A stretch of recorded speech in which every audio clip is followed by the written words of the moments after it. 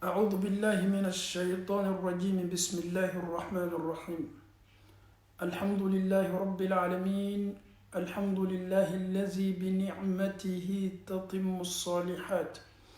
الحمد لله والصلاة والسلام الأتمان الأكملان على رسول الله محمد صلى الله عليه وسلم رب اشرح لي صدري ويسر لي أمري واحلل عقدة من لساني يفقه قولي اللهم لا علم لنا إلا ما علمتنا إنك أنت العليم الحكيم اللهم آت نفوسنا تقواها وهداها وزكها أنت خير من زكاها أنت وليها ومولاها اللهم إنا نعوذ بك من درك الشقاء اللهم إنا نعوذ بك من جهل البلاء ودرك الشقاء وسوء القضاء وشماتة الأعضاء برحمتك يا أرحم الراحمين اللهم كن لنا ولا تكن علينا اللهم لا تدع لنا في مقامنا هذا ذنبا إلا غفرته ولا هما إلا فرجته ولا كربا إلا نفسته ولا عسيرا إلا يسرته ولا حاجة من حوائج الدنيا والآخرة هي لك رضا ولنا فيها صلاة إلا أعنتنا على قضائها ويسرتها برحمتك يا أرحم الراحمين اللهم إنا نعوذ بك من البرص والجنون والجذام ومن سيء الأسقام برحمتك اللهم كن لنا ولا تكن علينا اللهم انصر من نصر الدين واخذل من خذل الدين السلام عليكم ورحمة الله وبركاته. Chers parents, chers frères et sœurs, en Allah subhanahu wa ta'ala. Je commence ce conseil-là en commençant d'abord. Et je m'adresse aussi à tous mes frères et sœurs en Allah subhanahu wa ta'ala. Ce conseil-là nous concerne tous. Je sais que je suis éprouvé. Tu es éprouvé. Tu as cette maladie qui est le cancer. Certes, tu es éprouvé. Tu es aussi diabétique. Tu as cette maladie qui s'appelle le diabète. Tu es aussi éprouvé, tu as même été déclaré séronégatif. Tu as cette maladie qu'on appelle le sida. C'est vrai, tu as cette maladie aussi qui est la stérilité, tu n'arrives pas à faire des enfants, tu es stérile. C'est vrai, nous avons toutes sortes de maladies aujourd'hui. Nous sommes diabétiques, le cancer il est là. Il y a aussi palu, il est là. Nous sommes aussi enrhumés matin, midi, soir. Nous sommes tout le temps éprouvés. Je sais que vous qui m'écoutez, vous êtes aussi éprouvés. Je sais très bien que mes amis en Allah subhanahu wa ta'ala, sans dire nom de quelqu'un, il y a beaucoup qui sont éprouvés par des maladies. Je le sais, Allah subhanahu wa ta'ala est témoin de tout ce que nous disons. Tu es déclaré séronégatif. Je le sais très bien, mais Allah subhanahu wa ta'ala, il est le connaisseur, alhamdulillah. Nous sommes tous éprouvés. Mais Inch'Allah, est-ce que l'épreuve que Allah subhanahu wa ta'ala met sur ses serviteurs est une punition ou c'est une manière d'expier les péchés? Chers parents, chers frères et sœurs en Allah subhanahu wa ta'ala, nous allons demander le prophète Muhammad sallallahu alayhi wa sallam. Car aujourd'hui, cette maladie a basculé le monde. Quand tu appelles aux États-Unis, on te dit les grands shops, les magasins sont fermés. Quand tu appelles en Europe ici, mais qu'est-ce qui se passe en Europe? Toutes les écoles, sans exception, sont tous fermées. Même les lieux de culte, les mosquées sont fermées, les églises sont fermées, les synagogues aussi sont fermées. Mais, quand on nous fait, qu'est-ce qu'un musulman, un croyant doit faire pendant ce moment-là? Chers parents, chers frères et sœurs en Allah, wallahi, tout le monde, sans exception, nous sommes tous éprouvés. Quelle que soit la foi que tu as en Allah subhanahu wa ta'ala, tu es éprouvé. Tu es chez toi à la maison, tu as même peur. Même tes propres enfants, pour te saluer, tu as du mal, subhanallah. Tout le monde a peur. Oui, bien sûr, quand je parle de séropositifs comme négatifs, il y a des gens qui sont déclarés séropositifs, alhamdulillah, ils ont cette maladie-là qui est le sida. Certes, nous sommes tous éprouvés. Tu connais ta maladie, la maladie que tu as, tu connais très bien ta maladie. Mais Inch'Allah, écoutez aujourd'hui la parole de Dieu. Allah subhanahu wa ta'ala va nous guérir. Et il y a des femmes même aujourd'hui qui n'arrivent même pas à faire des enfants. Elles ont lutté, elles ont fait tout avec les médicaments, avec les remèdes. Elles ont été à l'hôpital les tests, tout, mais jusqu'à là, ça ne va pas. Ces femmes-là aussi sont avec nous ici. Mais Inch'Allah, ni Allah Ta'ala sona, amena baro bi, jigi minu tigenime bi, silanya minu be labur la dama de bi. Tu n'arrives pas à avoir un bon mari, alhamdulillah. En faou ani ambaw. Banabato belebele be anchema ka dam na nerema. Banabato be anchema bi, bana minu na be fama ko cancer. Banabato be anchema bi du kolo ko kan bana minu na be fama ko diabète. Banabato yɛrɛ bɛ an cɛ ma bi dɔw yɛrɛ condamné la bi k'a fɔ k'o ka karifa mina t'o la jani sɔɔni dɔgɔtɔrɔw ye kalo damadama fɔ kalo 3 kalo 5 kalo 6 k'olu ka karifa bɛ minɛ o la banaw bɛ an na bi bana min n'a bɛ fɔ a ma ko séropositif ni an yɛrɛ bɛɛ kɛlen bɛ k'a fɔ a ma ko sida o bɛ an na bi kosɛbɛ o ka ca bi a corini bɛ duniya fan 14 bɛɛ la k'a fɔ nin fɛ c'est une réalité bana bɛ adamadenw de minɛ o adamadenw de fana bɛ taa dɔgɔtɔrɔso la bi muso dɔw jigiw misɛnyala o jigiw tigɛla den tɛ se la sɔrɔla den kelen sɔrɔla a bolo mɛ a ma se den wɛrɛ sɔrɔla dɔw yɛrɛ bɛ ala yɛrɛ m'olu sɔn den na o y'o bolo don k'o sen don o ye ko bɛɛ kɛ denma na ele bɛ mun fɔ olu muso sugu ɲɛnɛ olu jigiw misɛnyani mɛ n'o y'a mɛn sanga ni waati bɛɛ ko muso dɔ ye kɔnɔ ta olu bɛ sin ka miiri o yɛrɛ ma ne ye mun kɛ ala la ne tɛ se la ka kɔnɔ ta n'o y'a mɛn ko muso dɔ jigila o bɛ sin ka o yɛrɛ kun nɛni daminɛ ala ne ye mun kɛ ala ta ala la ala bani bɛ ka den di ne ma ni de ye bi an ka ɲɛnamaya ye dunuya lajarabini bɛ ninnu lajarabili belebelew de la dɔw bi olu lajarabini bɛ bi olu bɛ kasow la soɲaliw la dɔw lajarabini bɛ bi ni jɛnɛyaw ye olu bɛ nin bonda kɔnɔ dɔw yɛrɛ lajarabini bɛ bi ni furubaliya ye o ye fɛɛrɛ bɛɛ kɛ o ye saraka bɔ jogo ɲumanw b'o la o tɛ furu sɔrɔ la an faw ni an baw bi bana belebele nin fana nana tuguni bana belebele nin fana nana ka na dɔ fara an ka jɔrɔ ni an ka haminakow kan min ye coronavirus ye avec tout ce que les grandes puissances possèdent comme technologie, armement, l'argent, ils sont suffisamment prêts. Mais jusqu'à là, cette petite maladie-là, comme le dit le président, c'est un ennemi caché qui est en train de détruire ce monde-là. Chers parents, chers frères et sœurs, on met à commis kata an yere jami. Wallahi, ali an yere wuledon. I denye bo kenema kadu ka sokono ayena kabi fo ibolo la yere beslan. Ta propre femme abe bo kenema kanadu ikanka bi fo yere beslan. Ton propre mari i yere furuche be bo kenema bi kado ikanka bi ni fo yere beslan. Eslama on meta dunia fanyma bi kata ere ke ka fo ko on yere slani me nyonye kabeni jangaro ni banama. An fawni amba yalo est-ce que wati mase on mate sa kasidoni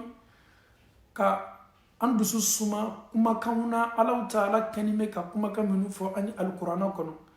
est-ce que waati ma se ne ni aw ma tɛ sa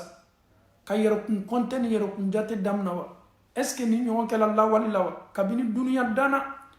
tuma dɔ anw ye denmisɛnw ye kabini duniya dana nin bana ne m'a ɲɔgɔnna mɛn dugukolo kɔ kan fɔlɔ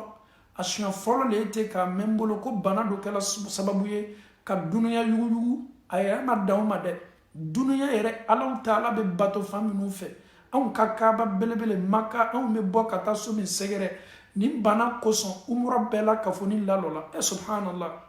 nin bana sababu la anw yɛrɛ ka misiriw jamana bɛɛ kɛlen bɛ ka misiri datugu ni egiliziw kuma damina an bɛ kan k'a ye nouvelles la su ni tile ne kɔni ma deli k'a bana sugu ɲɔgɔn mɛn kabini Allahu Ta'ala yen da an tulo ye Ebola kuma mɛn o danna duniya fan dama dama de la Ebola a ye lajarabili kɛ jamana dama damaniw la o tun ye yɔrɔ dama dama de ye mais o ma duniya bali duniya ka baaraw ma Ebola bɛ jamana minnu la fɛɛrɛw le tigɛla k'olu kana na se jamana wɛrɛw la kana na bana cori jamana wɛrɛ la mais ni Ebola tɛ ɲɔgɔn ye sira la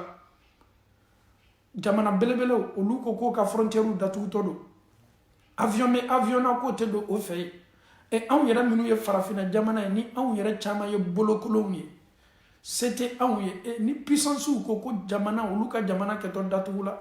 anw yɛrɛ bɛ mun kɛ anw ka jamanaw la o kosɔn an bɛ Allahu Ta'ala dali nin bana ka a dan so da la nin bana ka wuli ka bɔ duniya kan n'o tɛ ne ni ni nin bana ɲɛsila anw ka jamana na subhanallah disposition jumɛn bɛ anw bolo an ka jamana la ka bana ninnu kunbɛn n'i ye anw ka dɔgɔtɔrɔsow mafilɛ équipement tɛ an bolo min b'a to an bɛ se bana nin ranati la ka bana nin lasumaya dɔɔni puissancew kaɲani bɛ o dɛsɛni bɛ bana nin fura sɔrɔli la kuma tɛ anw ka jamana ma farafinna an faw ni an baw min yɛrɛ fana ka gɛlɛn ni nin bɛɛ la ka fɔ nin ye a bana yɛrɛ fura yɛrɛ ma sɔrɔ fɔlɔ i bɛ journal lamɛn i bɛ news lamɛn i bɛ masabaw kumakanw lamɛn i bɛ k'a daminɛ sɔgɔma fo wula fɛ i bɛ télé kɔrɔ i tɛna mɛn ko remède sɔrɔla a ko bana nin fura sɔrɔla i t'o kuma mɛn na i bɛ min mɛn dɔrɔn magasinw bɛ kan ka vide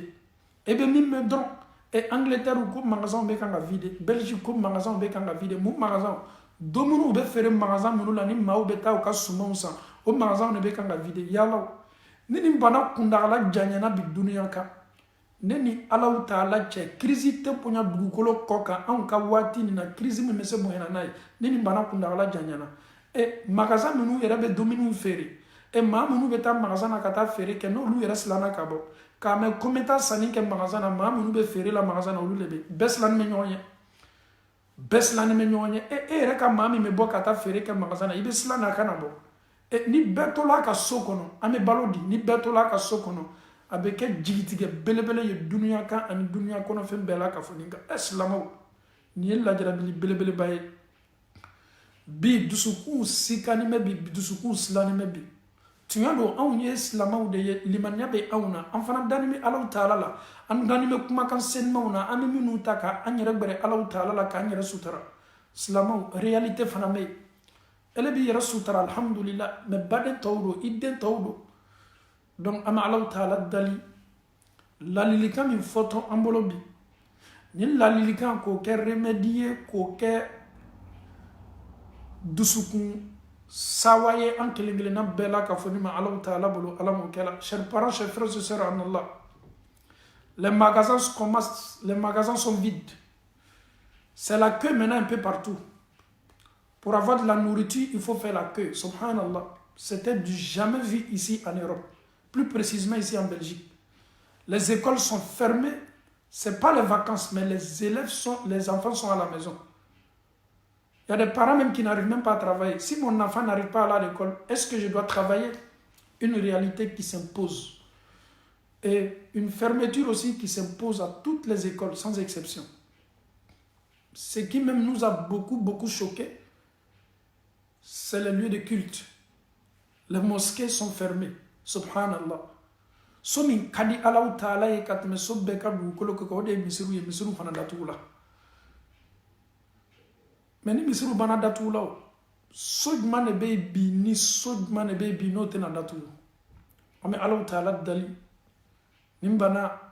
ka akosigi teriya bolo ma bola fami fa Allahu Taala bolo ala mo kala kanim bana tunu ka bo duniya na ala mo kala am fawni ambaw amedo anga wala dala ninye Allahu Taala kan nabi ma belebele doye akan nabi ma uchama certes il a été éprouvé abe fami ma ko la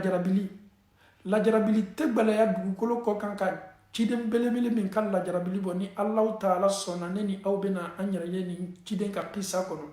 aka kisa ita asiliye aka kisa ye hakili soroye aka kisa ka kan ka do fara neni e ka patience ni neni e ka sabar ni neni e ka munuka ni nye ciden taw chama ni nye ciden belebele ye ite sabari ko fonya sima la jarabili bonda kono fiyo kuma aka kisa ka tumado abe hakilu la kunu ka be sabari ma tumado abe neni aw abe dunya ni rek mina to ko fo anyi nanya nyere yella jarabili belebele bonda kono an fawni ambaw Allahu Taala e den chaman dama Allahu Taala inna fulu badi ama alabo ke abe ciden do ke ciden no masaw do ko mi muluku sulumana aye ciden ya dama ka banka masaya dama men ni fana Allahu Taala e ciden ya dama kan na fulu dama ka foro belebele dama ka dew dama ka bafana sokono ma tumena kana ka daili menini aka foro lela aka senele la ala yini herbe kay il est prophète Allah lui a donné la richesse et les habitants même venaient travailler chez lui. Il fut aussi un grand prophète. Titrit mame dugukolo ko ka min ka bonin be ala yi kes cidenye ka den dima ka nafolo dima ka banka sekiye ka biga chamandama ni koko mishule wa otunga chabolo ni koko sagaule wa ka chabolo ni koko bawle wa ala kani bedi ama titri bami ka bono be ka cidenya fana ta ko dama an fawni an bawo anyan kuluma lo kusebe ni cheka kisal shetana be adamaden no fe sangani wati be surtout wati ni nyona la shetana sawani mbalete avec la maladie coronavirus Satan est tellement content. Satan, son souhait, c'est de fermer les mosquées. Satan, son souhait, c'est de rompre ce lien de parenté entre nous. Satan, son souhait, Bella Kafoni Islam, Bella Kafoni Joro. Nous sommes, en nous Joronime, mais Shetana Sawan Balete. Ah, il se dit que c'est une victoire pour lui. Pourquoi? Si les fidèles ne se rendent pas à la mosquée, ou bien pendant les vendredis, au beta kata ala kuma kaminu la mena avec sababu yo bi chenya kabone Shetana la bi ne Shetana Sawani me bi wajibilu bena doya mais Shetana ebe sawa me mi an ka dirati wajibili an to lalo Shetana ni islam datu yoro dola an me islam bere dalaka Shetana eni an me nyona ka daka Allah taala yere e ka juguya déclarer an ye al-Qur'an kono Shetana tu es l'ennemi que Allah subhanahu wa ta'ala a mentionné dans le Saint-Coran. On sait que tu ne vas pas nous laisser. Tu es derrière nous. Tu veux tout faire pour que nous soyons avec toi dans l'enfer, Satan. Donc, Shetana kan la nyini belebele dole ete ni misiru datula. Shetana kan la mini belebele dole ete ni badon te sela farla nyonka ka badenya kuma fo ka Allah kuma fo ni nyonche. Mais inshallah ni Allah ta'ala sonna matin, midi, soir, la parole de Allah subhanahu wa ta'ala sera toujours prêchée Inch'Allah par les prédicateurs. Donc, Satan ne crie même pas victoire. Inch'Allah, Allah il a ses soldats aujourd'hui sur les réseaux sociaux, partout. Est-ce qu'aujourd'hui même, les prêches que nous écoutons, nous attendons sur les réseaux sociaux, o era kachabi kateme anga misir la wajibili la menka kaira shaytana la itena sela foi kala ikal la nyini ni kadda barju ni Allah Ta'ala kaniye an fawu ani ambaw ni chidem belebele Allah Ta'ala e den chaman dama ala ye nafolo dama ala ye cidenya yere dama yo be karfala shetana kan la nyini yo munye abe mu fo ayere kuna Dieu ce prophète là si tu vois que aujourd'hui il est pieux il a la crainte de Dieu c'est parce que Allah tu lui as donné tout Dieu si ce prophète là était pauvre si ce prophète là était éprouvé je sais très bien que ce prophète là n'allait pas s'approcher de son Seigneur ala ka laɲini na ete ko nin ciden belebele ala ye hɛrɛ min k'a ye ni nin ciden belebele tun lajarabinin bɛ ni hɛrɛ nin bɛɛ nana ka bɔ a bolo ko a tɛna ala ko ɲuman lɔn na ale shetana ka laɲini na ete aw ye Ala Ta'ala ka masaya ma filɛ bi ni Ala Ta'ala sɔnna nin ye ciden belebele ye tuma dɔ an kumana kan mɛ ka segin ka kuma cidenw ka kisa kan ta seli belebele don tuma dɔ ne ni e tuma min faamu a ko la an bɛna na o faamuya a la bi Allah Ta'ala ka nin ciden belebele ye jɔn ye o ye Ayube dɔw ko a ma ko Job il était prophète Allah lui a donné la richesse il avait beaucoup d'enfants Allah Ta'ala ye biganw caman d'a ma Shetana ka mafilɛli kɛ ko ni nin bɛɛ bɔla Ayuba bolo Ayuba bɛ ɲina Allah Ta'ala kɔ Allah k'i to a ka masaya la kana fi sihhatihi falazima al-firash. Un grand prophète comme Ayoub, avec cette santé qu'il avait, avec l'énergie que Allah lui a donnée, tout d'un coup comme ça, il tombe malade. Subhanallah. Avec sa richesse, oui, un riche peut tomber malade. Mais il est prophète, bien sûr, un prophète peut tomber malade. Oui, n'importe quelle maladie, que ce soit cancer, que ce soit diabète, que ce soit sida, que ce soit n'importe quelle maladie. Oui, un prophète, bien sûr. Ayoub, en pleine santé, Ayoub, banana nama. Et banana mi Ayouba soro. Comme une beka banaba soro la chokoni. Banana njugu yala doni, banana njugu yala doni. Allah Ta'ala ki toa ka masaya la. Allah ka lolonda dobe fara bana njugu yani bana toroyaka. Avec comme une bi ala ka lolonda ni an wulila nani an ka telo mafle coronavirus a fait telle victime aujourd'hui coronavirus madani ne sala bolo bi an te kibaroya fosi mena bi an ka newsu la foni kibaroya moi personnellement j'ai du mal même à regarder les news parce qu'à chaque fois toroya oni dusu kasiko Ayyub alayhi salam ala ka lolonda dobe fara toroya ka Ayuba tolo le bonda kono sa bana be kanga juguya alala akas bana la fenka a dɛsɛla lɔli la a dɛsɛla wulili la a yɛrɛ tɛ se taama na maaw bɛna ka na baara kɛ a ka foro la a bɛ maaw sara baarakɛdenw ka ca bolo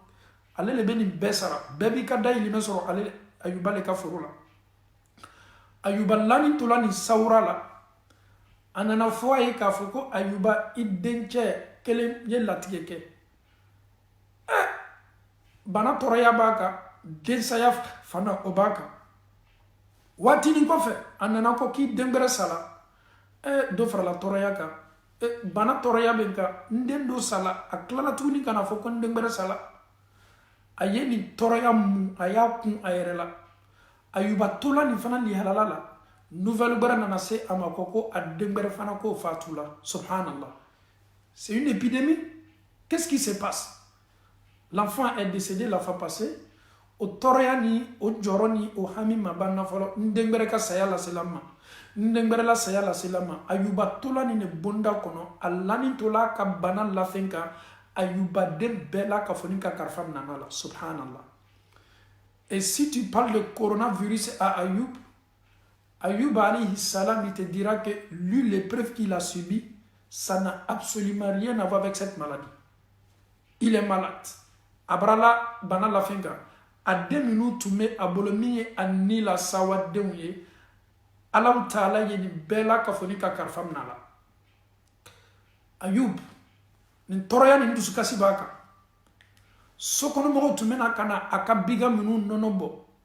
ka o yɛrɛ servi ala k'a kɛ balo ye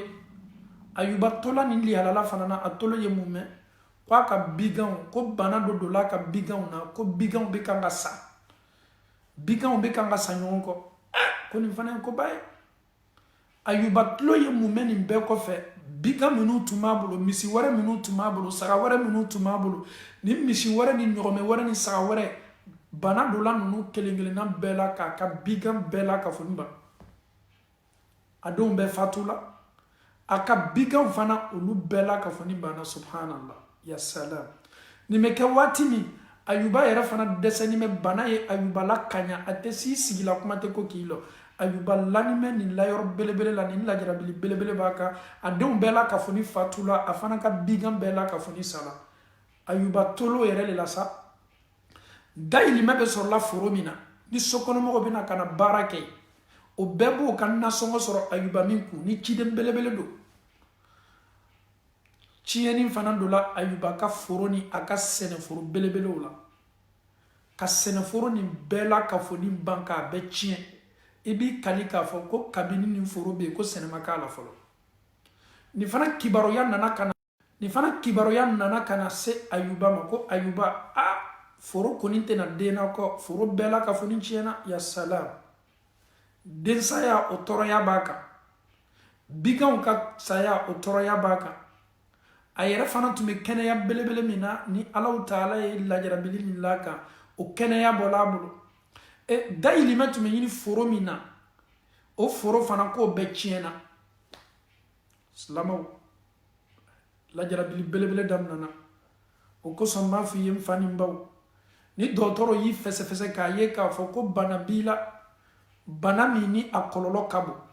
ni anw yɛrɛ bɛ siran a ɲɛ komi an bɛɛ bɛ siran a ɲɛ dɔgɔtɔrɔ y'a f'i ma ko sida de b'i la wallahi i kana na i jigi tigɛ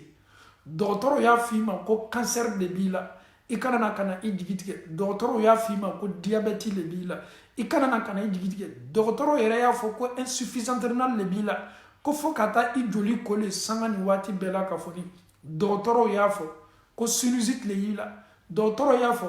ko ulcère le b'i la dɔgɔtɔrɔ ye nin bana bɛɛ la ka fɔ ni déclarer i fari la an faw ni an baw i miiri Ayuba ma a bɛ espoir belebele d'i ma ka d'a kan bi anw ka société ni an ka sigida la ni bana banna yela maa min na o tigi bɛ sin ka a yɛrɛkun jaraki daminɛ o tigi bɛ sin ka ban a yɛrɛ la o tigi bɛ sin ka goya a yɛrɛ ye a tɛ fosi nata nin waati ɲɔgɔn la fo saya a ma daminɛ e la bana nin ma daminɛ e la ni a fɔla e ma k'a fɔ ko e tɛna na den sɔrɔ la kɔ i b'a ye o tigi fana ka ɲɛnamaya bɛɛ bɛ ɲagamaya ma ne balimamuso nin bɛɛ la k'a fɔ ni ye limaniya tanya de ye maaw tɛmɛna e ɲɛ ala ye olu bali den sɔrɔ ma olu su ka fisa ni e ɲɛnama ye an faw ni an baw abe kono k'a fɔ ko Alahu Taala ka ciden bɛɛ le ye den sɔrɔ.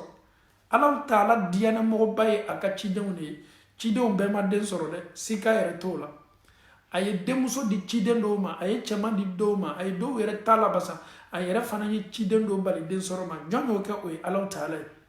Ni e y'i jigi tigɛ k'a fɔ Ala la kow ka gɛlɛn dɛ, ne bi ma bila den sɔrɔ la, ne ye 1 sɔrɔ, n san 10 ni kɔ le tɛ ma foyi sɔrɔ, ne ye 2 sɔrɔ, n tɛ se la den sɔrɔ la kɔ, ne yɛrɛ ye 3 sɔrɔ, Ala la denko ka gɛlɛn ne ma. N balimamuso, n b'a ɲini fɛ i ye segin ka na Ayuba ka kisa lamɛn.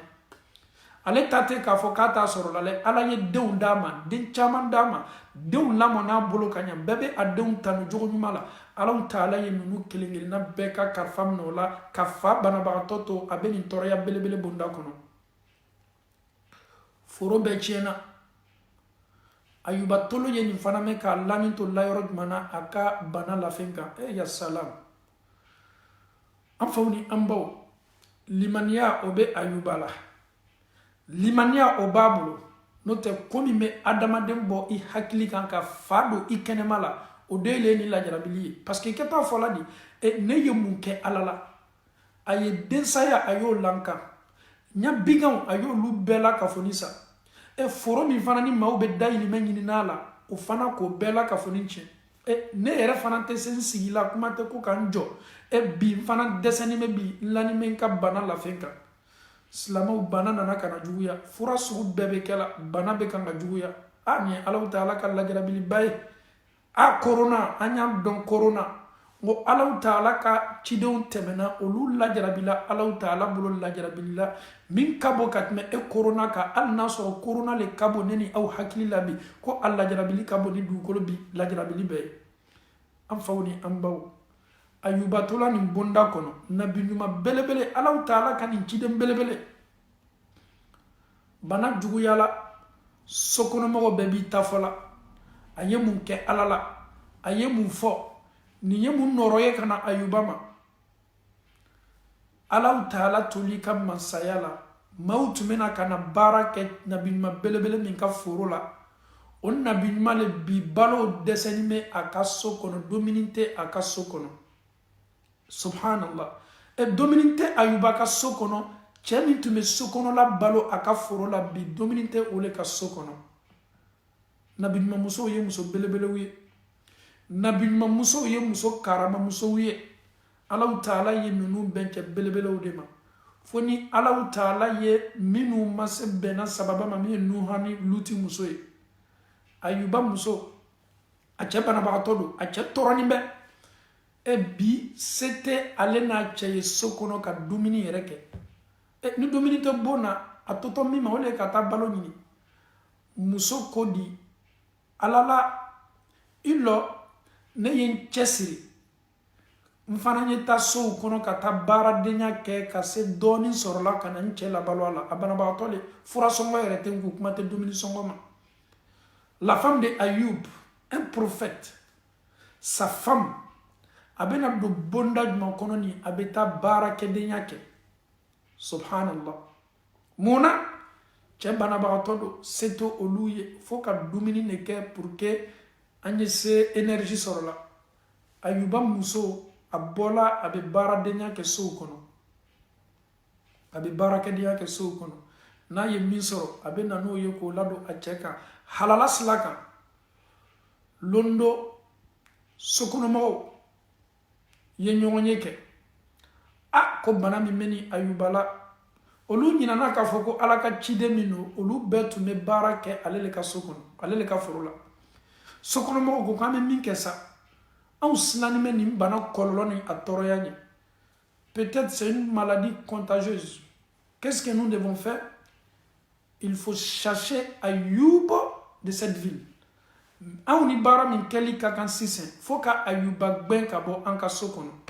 La hawla wala quwwata illa billah. Aw ma miiri ka taasi k'a fɔ ko Ayuba ni ne tun b'a aw ka dayirimɛ, aw tun bɛ baara kɛ ni ne ka foro la, ni ne tun bɛ aw wele ka na Ala ma, ni ne tun bɛ sila ɲuman la ka aw ye. Aw sela cogo di jafariya sɔrɔla ko ka Ayuba gɛn ka bɔ so kɔnɔ, ko k'a d'a kan ko bana min b'a la, a bana kana na don sokɔnɔmɔgɔw la ka sokɔnɔmɔgɔw bɛɛ ta. A daminɛna mun ma fɔlɔ,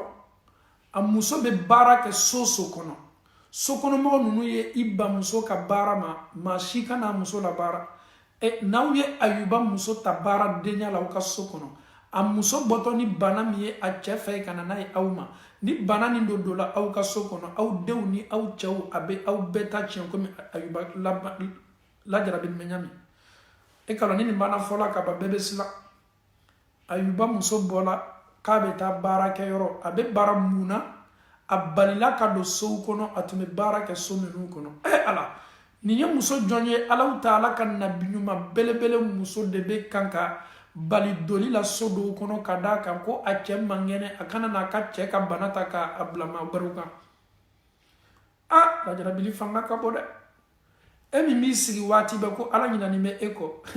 ala ma ɲinɛ e kɔ n fa ni n baw min bɛ sigi waati bɛɛ ne bɛ n ta ko kɛ di wallahi Alahu Taala ɲam'i la ni ɲɔgɔnna sugu laborila maaw kan minnu ka fisa ni e ye ala diyanɛ mɔgɔw don lajarabili bɛɛ lala o kan muso y'a ye k'a fɔ ko ka gɛlɛn a gɛlɛyala dɛ muso seginna ka na so kɔnɔ ne dɔ bɛna nin ko kɛ di muso sela ka miiri ko kelen pe min b'a to ne ni n cɛ bɛ se dumuni sɔrɔla muso ko k'i lɔ n yɛrɛ ye sigi kan n kun bana la femme de Ayoub elle s'est rasé la tête elle a pris ses cheveux ka taa kunsigi feere o y'o san pour que a y'o don suma na komi bi bɛɛ bannen bɛ olu la bi ale la bi ko baara denya ko mɔgɔ si t'a fɛ chers parents chers frères et sœurs c'est tellement fort à supporter la femme de Ayoub rase sa tête k'a kun bana ka taa ni si ye k'o feere a ye se dayirimɛ sɔrɔ la a n'a cɛ ye se balola min na lajarabili jumɛn bɛ bi min bɛ tɛmɛ nin kan ne ni e gbɛlɛya warala ne ni e kan cogo cogo nin baara sugu tɛ don ne ni e donni na an tɛ miiri a ma an bɛ taa ka taa n'an ma sɔrɔ an yɛrɛ fɛ yen ani minnu bɛ sigi la an bɛ taa ka taa olu da la o bɛ dɔ di an ma an faw ni an baw nin lon Ayuba muso bɔla k'a bɛ taa kunsigi feere k'o falen suma na ka na ni suma ye k'a ladon a n'a cɛ kan a donna Ayuba mako bɛ a muso la a tɔɔrɔnin bɛ a y'a muso wele a ɲɛ t'a muso la Ayuba ko muso nin kɛlen bɛ ka mun kɛ bi mun de y'a to a mɛnna Ayuba ko ni muso nana a ka kan ka sariya bɔ muso la parce que muso mɛnna bɔli la subhanallah Alahu Taala ka nabi ɲumanw cidenw adamadenw ne komi adamaden tɔw sini ko o t'a dɔn fo ni Alahu Taala ye min lalɔnniya di min ma a muso bɔla taama min na komi muso mɛnna ale yɛrɛ ye dilayuru ta a y'i dakan di Ala ma ko ni muso nana sanga ni waati bɛɛ n'a nana waati ko fo ka gbɛɲɛ le bɔ muso la a y'o kuma fɔ ka ban a y'o layuru ta Alahu Taala ye subhanallah muso seginna ka na a ye muso ma ɲininka i tun t'a la min muso ye mun fɔ a ye a tɛ fɛ k'a fɔ a cɛ ye ko n ye n kun de bana n ye n kun de li ka taa n kunsigi feere mais fɔ a ye tiɲɛ fɔ a cɛ ye min b'a to a cɛ dusu bɛ suma a sinna k'a ka sutara bɔ a kun ma a sinna k'a ka jala bɔ a kun ma a sinna k'a kun yira a furucɛ la a kun bɛɛ la k'a fɔ ni dimi bɛ k'a kun bɛɛ la k'a fɔ ni bana ya salam nabi ɲuman muso le ka baara ye ten nabi ɲuman muso le ka kɛwali ye ten ka se a kunsigi lila ka taa kunsigi feere pour que ale ye se dayirimɛ halala la dola a n'a furucɛ kan a ma sɔn k'a yɛrɛ labila wali cɛ ye a ma sɔn ka taa manamana kɛ kuma tɛ ka taa sonyali kɛ a ko ale Ayuba muso ka se ni o baara ma ale bɛ se a kunsigi le lila ka taa o feere k'o don suma na ka na ladon a n'a cɛ kan an faw ni an baw a lamɛn kosɛbɛ billahi ni nin kisa ne ni e ye nin kisa lamɛnni latangali lamɛnni ye corona certes a bɛ yen fewu mais a bɛ dɔ fara ne ni e ka limaniya kan face à corona Ayuba alayhi salam a muso sinna ka sutara bɔ a kun ma a y'a muso kun ma filɛ a muso kun bɛ lini mɛ ale kɔni ye layiru ta k'a b'a muso basi londo ni muso a kɛɲa t'a ɲinɛ a bilaya t'a ɲinɛ sokɔnɔmɔgɔw y'o labɔ so kɔnɔ o nana so kɔ kan o tɛ so kɔnɔ kɔ dɛ o bɛ so kɔ kan de en dehors de la ville la femme muso ni ye mun kɛ ani mɔgɔ minnu tun bɛ sigiɲɔgɔnya la fɔlɔ subhanallah nin tɛ dɛ ko muso kɛla taamala ye n'i y'a miiri kɔrɔjugu ma a b'a ta kɔrɔjugu la muso nin kɛla taamala ye ka bɛn mun ma ka se dayirimɛ ɲinina k'a ladon a cɛ ka halala sila kan n'a fɔra ko nin muso ye taamala le ye o bɛ se kɛ nin ye anw ka bamanankan na ani n ko kan na o taamasuw ɲɔgɔn tɛ Ayuba muso ta ye muso minnu bɛ taama ka Alahu Taala ka diina nin sankɔrɔta muso minnu bɛ taama ka se tɔgɔmasɛbɛn ɲuman bilala dugukolo kɔ kan olu ka taama ye taama hɛrɛ ye Ayuba muso bɔra k'a bɛ taa sigi ɲɔgɔn fɛ parce que Ala la gɛlɛya yɛrɛ le bɛ nin waati la fo n ye taa le sa fo n ye dalili le kɛ Ayuba muso ye dalili kɛ nabi muso belebele la femme de Ayub wallahi la femme de Ayub elle rentre en ville elle vient voir les voisins ah fo n'aw ɲana ma dɛ ne ni n cɛ Ayuba bi Ala la ko ka gɛlɛ an ma n'aw bɛ se an sɔnna suma na bi n'o tɛ Ala la dumuni foyi t'an ka so kɔnɔ kunsigi banali la k'o feere ka ban mun de kɛtɔ mɔgɔw banni bi tali ko ma baaradenya la balo bɛ se kɛla di choix tɛ yen fo ka taa le ka taa dalili kɛ siɲɔgɔnw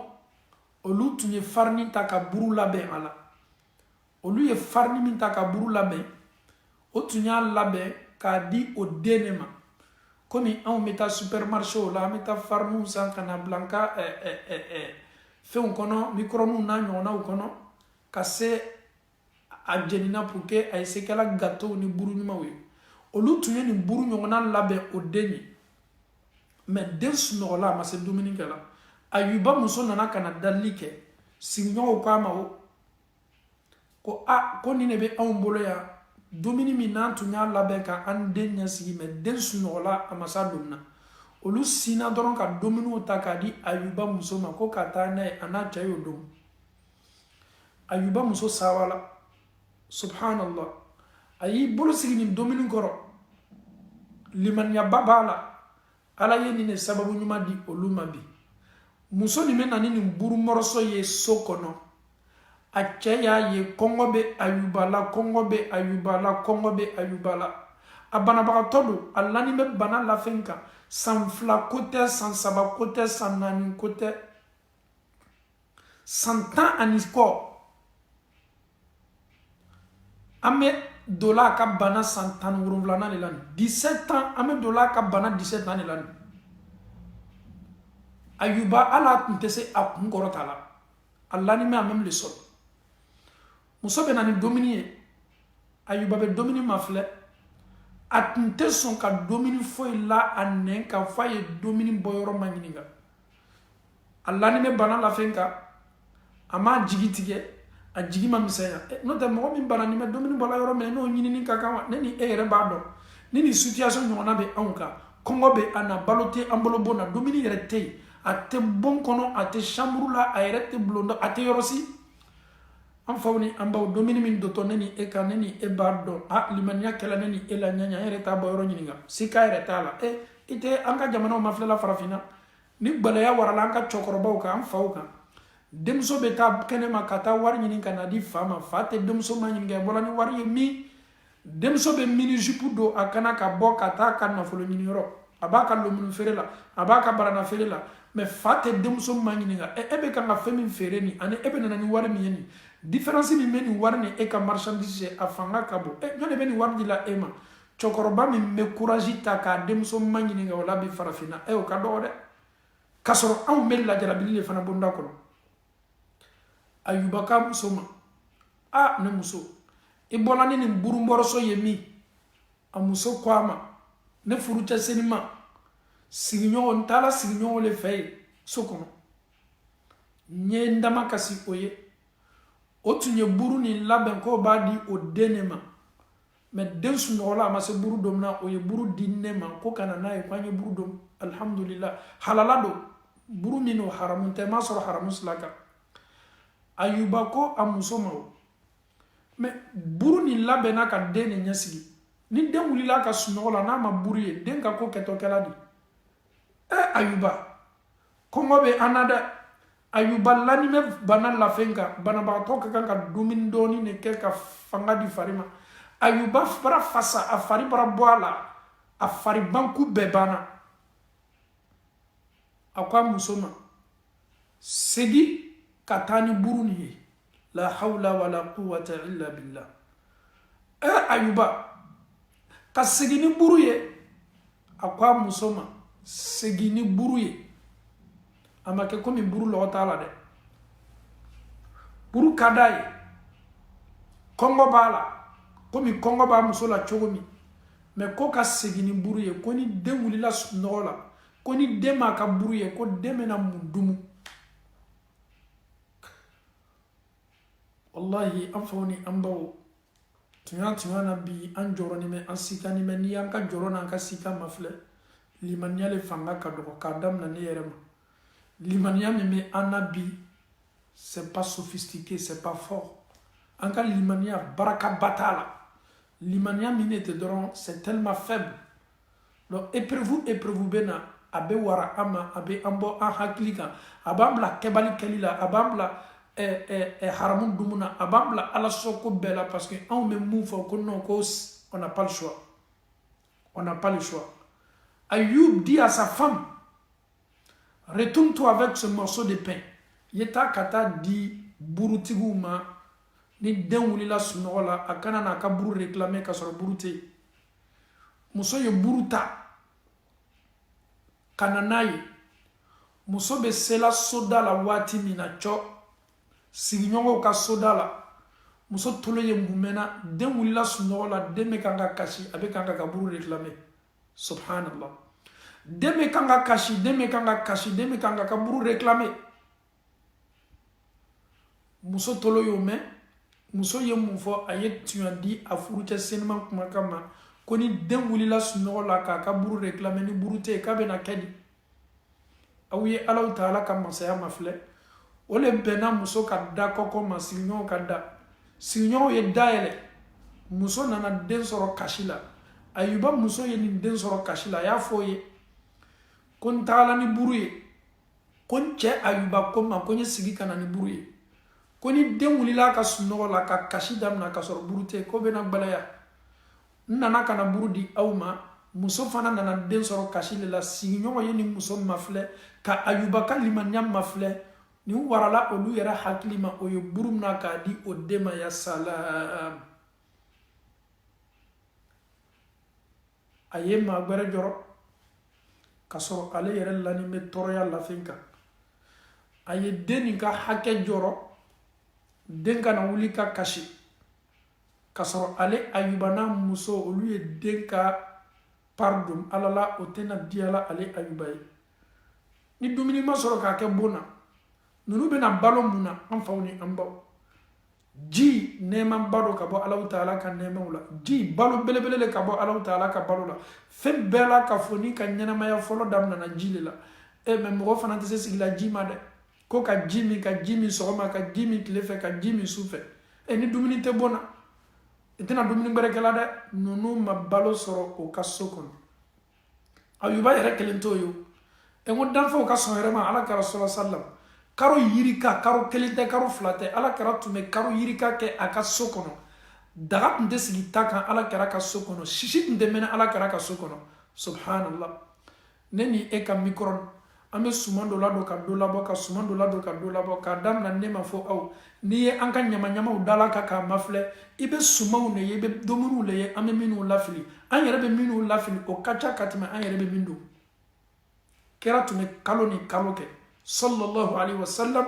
daga tunte sigi ala kera ka sokono muso jolu tuma bolo kelete flate sabate naninte ni muso kelengele na bela ka foni dominika sika sokono balote ashika sokono ni bela ka foni nyalo ni mejona ufurute sen mamba ala kera sallallahu alaihi wasallam menunu sabar la kalimaniyata wallahi ala kera sallallahu alaihi wasallam na tumwilila sonsnola daraka be dumi watini na ye wati ke ni kongo yamna abesinga foko Aisha mumi bolo sokono Aisha be do ka sokono la fuye ka mafle ka bon yoro be mafle Aisha te fushi aba foko ala kara ko foite bona de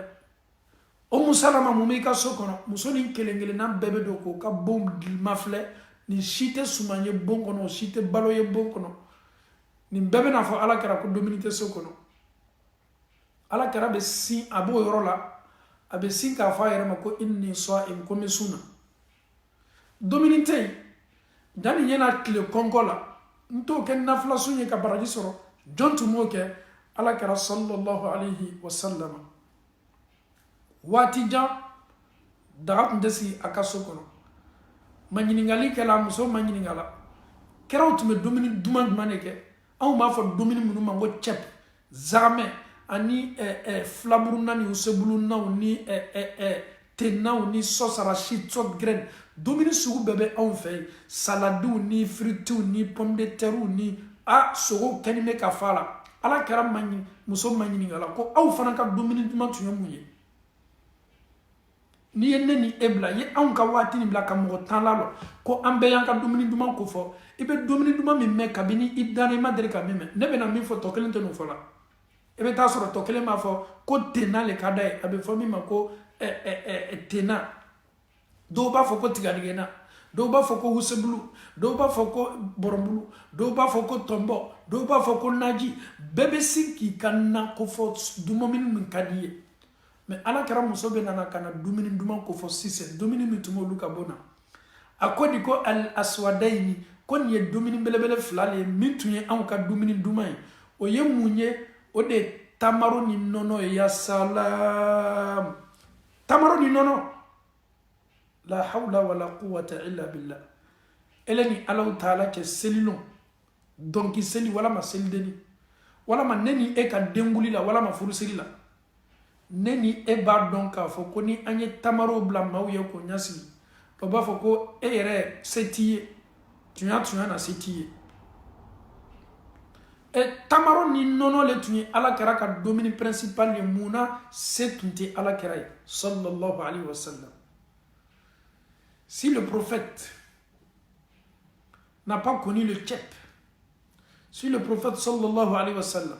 n'a pas connu la sauce arachide, si le prophète sallallahu alayhi wa sallam n'a pas connu et sauce faite, ni ala karama nunu si dia ke dugukolo koka ne ni ebe dumini dumanw kɛ an faw ni an baw kira muso sendanba ko sallallahu alayhi wa sallama ko dumuniw ka duman ne tun ye anw ka sokɔnɔla dumuniw ye tamaro ani nɔnɔ o kosɔn londo an ye ni kisa mafilɛ janni an ye sigi ka n'an ka kisa kɔnɔna la muso dɔ n'a den olu fana ye dɛsɛbagatɔ ye olu y'i ɲasin ala kɛra ka so ma k'o bɛna ka na dalili kɛ subhanallah ala nin dɔ ye kɔnɔnafiliba ye muso ka da kɔkɔ ala kɛra muso senimaba aisha radiyallahu anha aisha nana ka na dayɛlɛ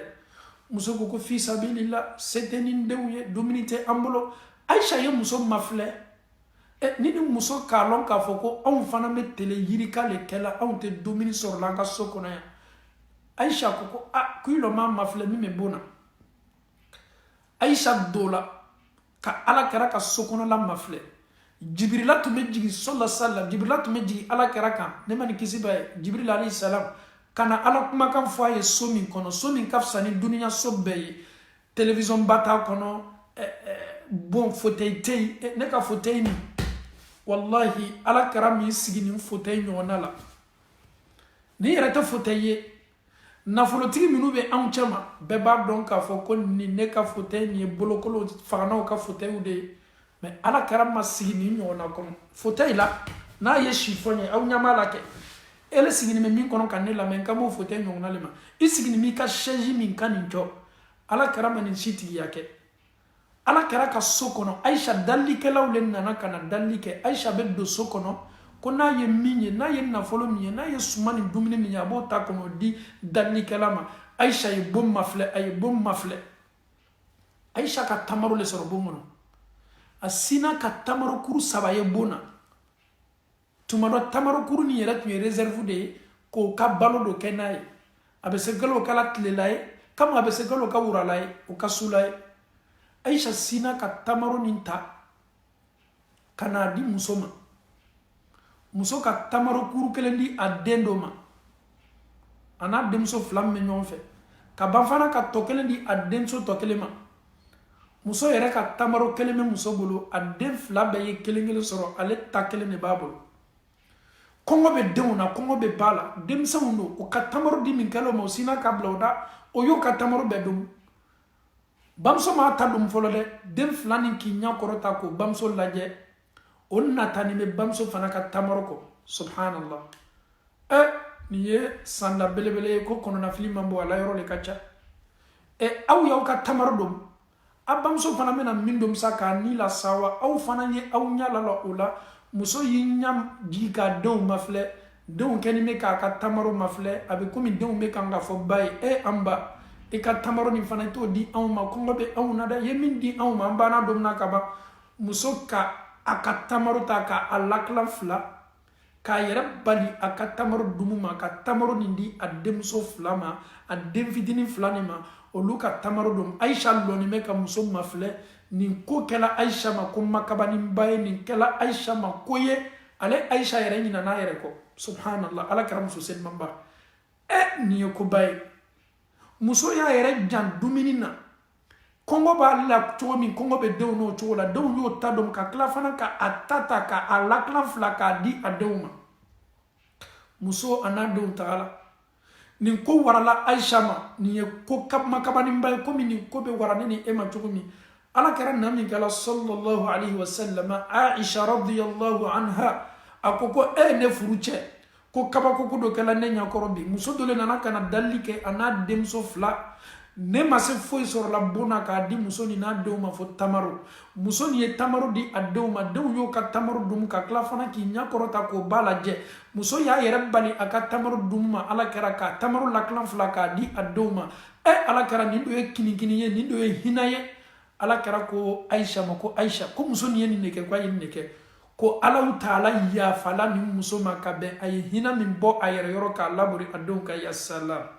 Dieu a pardonné cette maman-là, cette femme-là.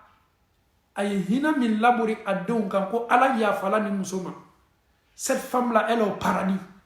Le geste qu'elle vient de faire là, c'est inimaginable. Le geste que la maman vient de faire là pour ses enfants, si toutes les mamans dans ce bas monde avaient cette affection, ni bamso bet mese ni hina ni kiningini sorla ka nyasi dewma ibaye ka foko Allahu Taala tume hina ambawla komi kira koko Allahu Taala be hina ni musola ka be akajesi mama subhanallah afawni ambaw munyato andola kira ka sokono doni kanim barofo kira ka sokono balot nte kira ka sokono asabatila sahaba do yafo koni tun dola Aisha ka so kono so min kafsa ni dunia so beye misiri kofe kaba kofe ala kɛra ka so kono la Jibrila tun bɛ jigi so min kono ko adamaden y'i lɔ ka telen k'i bolo kɔrɔta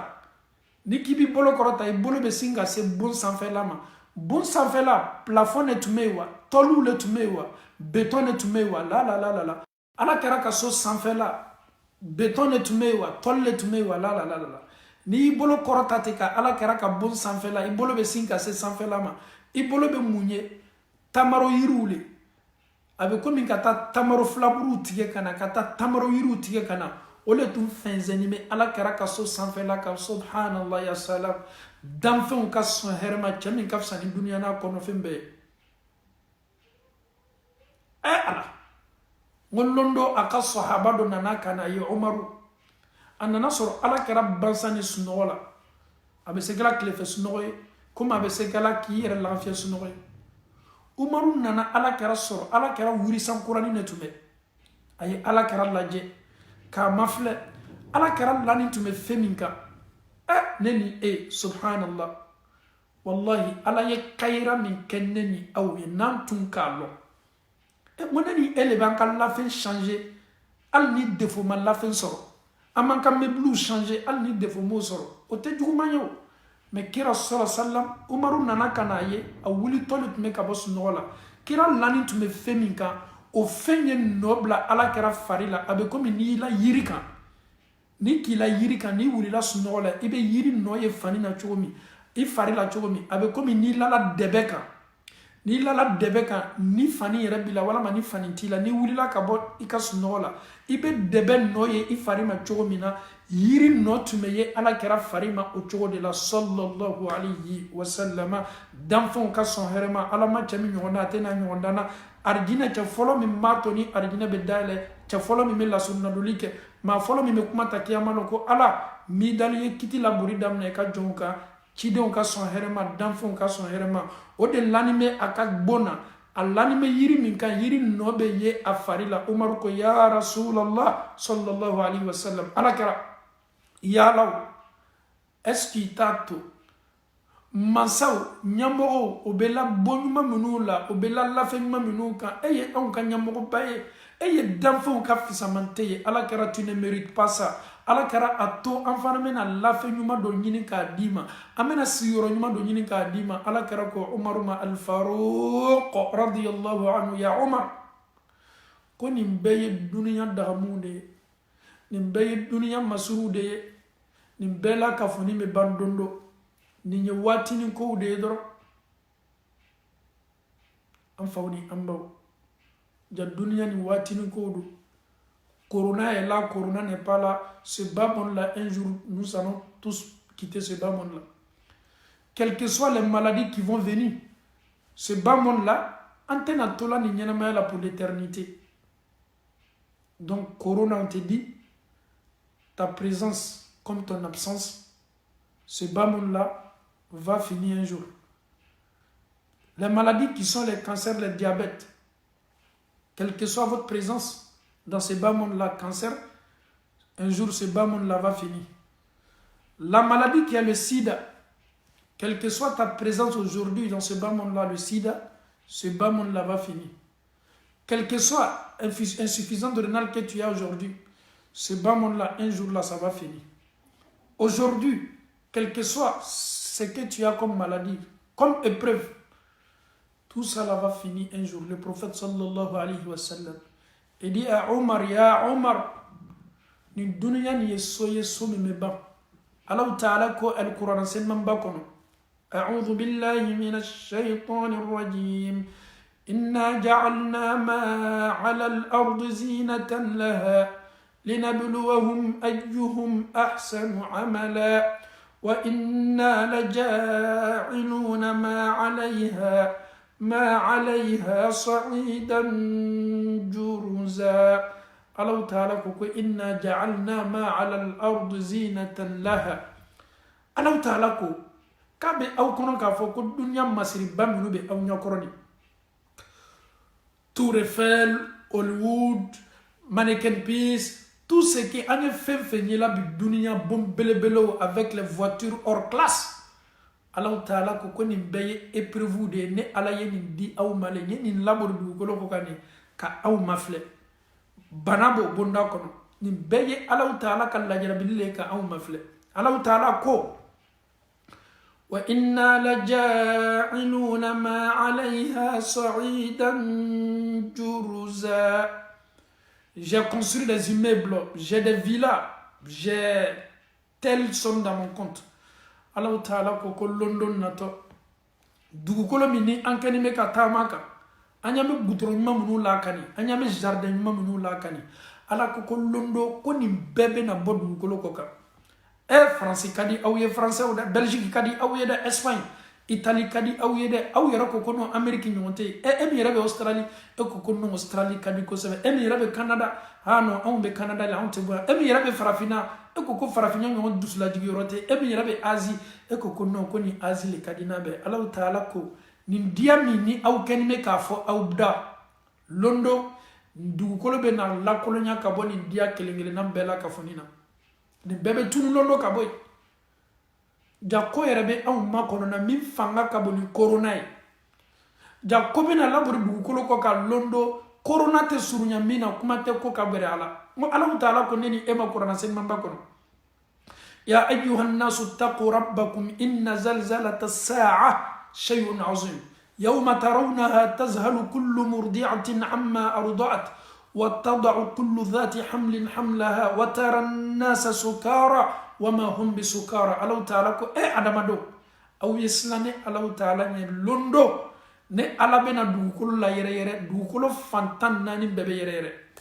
yere limino Allah Ta'ala ko shay'un 'azim yere yere limi kabini ala yi daima yere yere limi ye dugukolo koka tremblement de terre lo afanga kaboni dunia tremblement de terre be Allah taala ko nele ala ba fo aw ye shay'un azim abe fo de ma ko fembelebele no te corona ye mun ko belebele dunia be kanime ka fo ko puissance be ambulo ayato anyanka madrasa udatu anyanga ekolu datu anyanga misiru datu ninye ko fitini ne Allah taala ka ko ba munato Allah taala ko yawma tarawnaha ni yere yere limi ni ala ya ko fo aw ye ni aw nyaka yere yere limi ye tazhalu kullu murdi'atin amma arda'at wa tad'u kullu dhati hamlin hamlaha subhanallah muso munu kanime ka sindi o dewma biga munu kanime ka sindi o dewma bigaw a nyamew a mishu a sagaw a baw a sozanu a shiyaw a bigan sugu bela kafoni a jikorofon Allah taala ko nunu bela kafoni me o den lafili deme kanga kashi ba nyambe dena deme kanga kashi ba ere talon ka foko deme kanga kashi na le ya denye kashi la abe komi den ka kashi kama ale ere torole toroya memena abe sinka den lafili ka ba nyakoro ala ko fe musoman kelengele na bebe nyina akani me ka shindi demima abiga uni adamade bebe nyina ka idon ko Allah taala ko wa tad'u kullu dhati hamlin hamlaha fil lasiri tobe muso na konomando biga na konomando biga muso ma nyongme muso konoma sara muso konoma mishi muso konoma adama de yere muso konoma Allah taala ko ni yere ni komi me aw ma konona e ni corona le kanime ka aw jigilatige ko bene Allah taala bolo corona te gbere mina kuma te yere ka miri ama kuma te yere ka surunya ala o yene Allah taala ka ko ye mimi fo aw ye corona kono ni ne ala yere ko ama ko shay'un azim evenement bado jigitige belebele do silanya belebele do Allah taala ko muso kono ma bebe den soro jatige bolo al ni kono masi min kabako ka bona be den soro be kenya mama muso be to tamana a kono karuworo vla muso be den soro ka to tamana jatige min laburla kan jatige sababula muso be den soro ate kolon tin kono dimina den soro balaya ere talo e ko ka césarienne te kalo torya mi mato muso be opérer ka denabo o opération tena laburla muso foi kan tuguni opération ko bana césarienne ko bana muso be to tamana alonima yerema a dembe kan ka soro dembe kan ka bo muso yere talon ka fa be so kan ka den soro mo ba fo e idem fleni e ale era ba fo ko den mani boy konoma le cho elle était certes enceinte en plein accouchement muso yere ta don ka fo ka le ka den soro Allah taala ko wa tad'u kullu dhati hamlin hamlaha ko fen la siri tombe musoman ko bo ka fen bla min doni min mo kono o ba bela ka fonin soro jatige bolo wa tad'u kullu dhati hamlin hamlaha wa tara an-nasa sukara ala ko don kibe adama don ye dugukolo fantan nani befe ko ni ka adama don mafle allo Allah taala ko kibe adama don misaliya ye komi adama don bolo haklika iba fo ko ka dolole mi o tese sabatila o senka o beto tamana ibo ye tamana komi dolominaw ni dolo warala o ma ni dolo yo haklu datu o beto tamana o betango nyami makaboka be ala ko kibe adama don beye ni chogo de la o tese sabatila o senka ibo misaliya ye komi o ye dolole mi ala yerabe nana jabidi ala taala kodi wama hum bisukara ala ko ma dolo mi de aw nyame tama nyamina adama no nani no tesela sabatila o senga ni o tese sabatila tuguni Allah taala ko wa ma hum bisukara ko adama de no madolomi ne Allah taala ye jangata min ko fo nye la yuruba minta Allah yurule sela adama do mabi am fawni amba ko beneni emma kono na min fanga kaboni ni beye bi an slani me bi an joroni me bi an hamini me bi an huzuni me bi ko sara mais ala ka lajarabili be min kaboni ni nye min inte surunya nyona an fawni an baw Allah taala ka cide Ayuba alayhi salam akwa musoma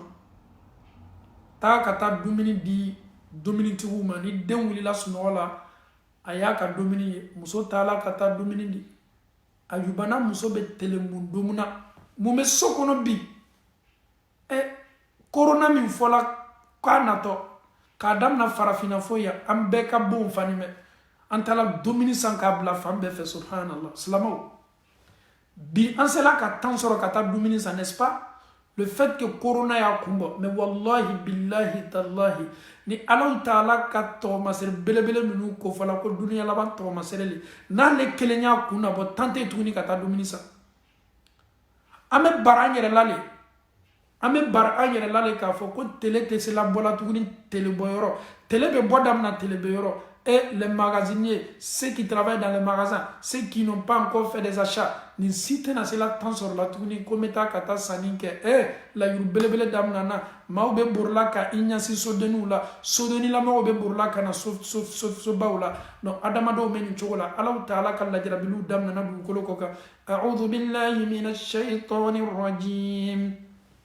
bismillahir rahmanir rahim إذا زلزلت الأرض زلزالها وأخرجت الأرض أثقالها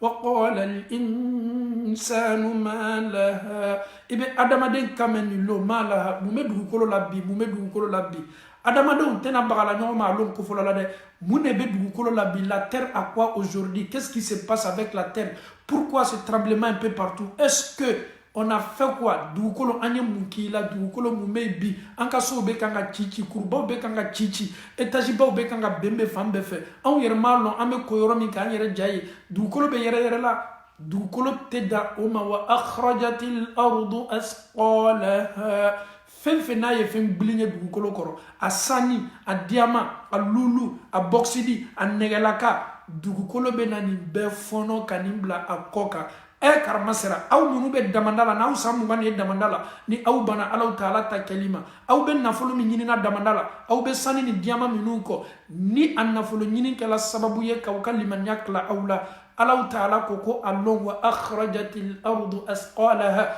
du kolbe na laboli ke ayer koro fenfe na kala fen bilinye akoro minye negala kawye ibe sanu kuruye ibe diamant kuruye min kabo katme iyere kungulo kan ando ibe diamant kuruye min kabo katme iyere ka lafen kan allo du kolbe sinka ni bela ka foni detere ka bela bo kabla du kolo koka emi tumen na folo nyini sani mafleni diamant mafle ata ima kote diamant na long ima kote sani na long mo anw tɛ se la ala batola tubabula ya nafolo ɲini ni nɔfɛ ko londo natɔ ni nafolo bilatɔ anw ɲakɔrɔ ameriki dugukolo kɔ kan ko an y'a ta an b'a fɔ ko ni an mako t'a la ni nafolo bɛ bila anw ɲakɔrɔ europe ya londo dugukolo kɔ kan ni diamant kuru min bɛ ne ni e ka ɲɛnamaya bɛɛ labɛn ka an denw ni an mɔdenw ka avenir bɛɛ rassurer ko nin lona ko diamant kuru bɛ bila ne ni e ɲakɔrɔ an si mako t'a la wa akhrajatil ardu asqalaha وقال الإنسان ما لها adamade jali yi ton sani kan kata wala ma diamant kan kata wala ma ka recherche minu boto dugukolo koro a bauxite a uranium a ninani jani adamade nye giri na folo ko kata awi adamade kuma kame وقال الإنسان ما لها mume dugukolo labi qu'est-ce qui se passe avec la terre o de keto on ka ɲiningali ye n'o tɛ dugukolo keto fɛn fɛn labɔ la maa minnu sala su bɛ labɔ kolokun bɛ labɔ anw mako tɛ nin si la anw ka ɲiningali ye mun ye mun bɛ dugukolo la Allahu taala dugukolo fana bɛ na anw jaabi o komi anw kumana e bɛ dugukolo kan mɛn yawmaidhin tuhaddisu akhbaraha bi anna rabbaka awha laha